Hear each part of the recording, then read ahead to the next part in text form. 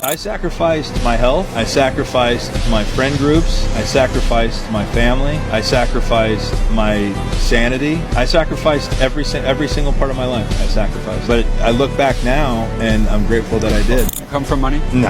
And I don't even know if coming from money is of benefit. Those poor guys get stripped of the beautiful experience of generating money. Think how sad that is. Think if you woke up, Andrew Tate said this one time, could you imagine being a sheik where money is irrelevant? You could have anything on the planet. You could buy any of these hotels. Like, what a horrible feeling that you don't get that amazing dopamine rush of working hard for something, seeing the results, and then being able to go out and spoil yourself. Those guys got stripped of that on the day they were born. There's value in not coming from money. The majority of Americans are living paycheck to paycheck. What keeps people broke in today's world? Politics keeps people broke. Football keeps people broke. All the distraction keeps people broke. Alcohol keeps people broke. Think about that. Every Sunday there's 75,000 fans times however many football games going on at a time. They love it. On Monday they wake up, they could barely make it to work. So all that distraction, in my opinion, it's all designed to numb out society, numb out ambition, and just keep people being content waking up and going to work from 9 to 5, from 9 to 5. Think about this, when you put some guy in the wilderness with no distractions and no alcohol, no nonsense, and no resources, you come back 6 months later, the fucking guy's built a fort, he's got fucking games, he's got a way to fish, he's got a way to get clean water. That's the true, authentic being of a human. We are creators by default, but with no distraction.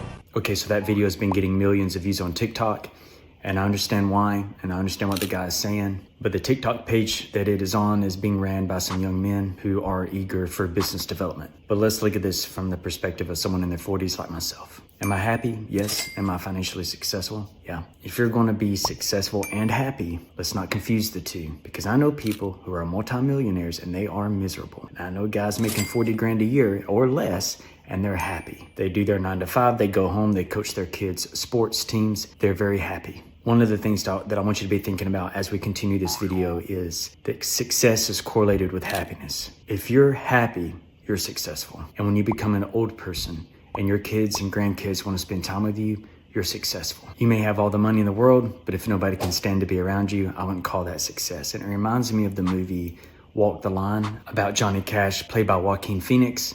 They're having Thanksgiving together, and his dad says, he said, you don't have nothing. A wife you don't see, kids you don't see, nothing. You got this big old house, but you're lonely and you don't have relationships. Let's talk about that. When you hang out with elderly people, my dad and his little brother were the youngest of 8 siblings.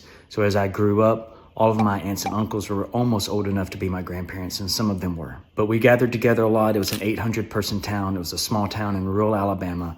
I saw them all the time. One of the things that was discussed a lot, whether we as kids were in the same room or not, are things that they told us. When they talked about regrets, you want to know what they talk about? They don't talk about, I wish I owned a Porsche.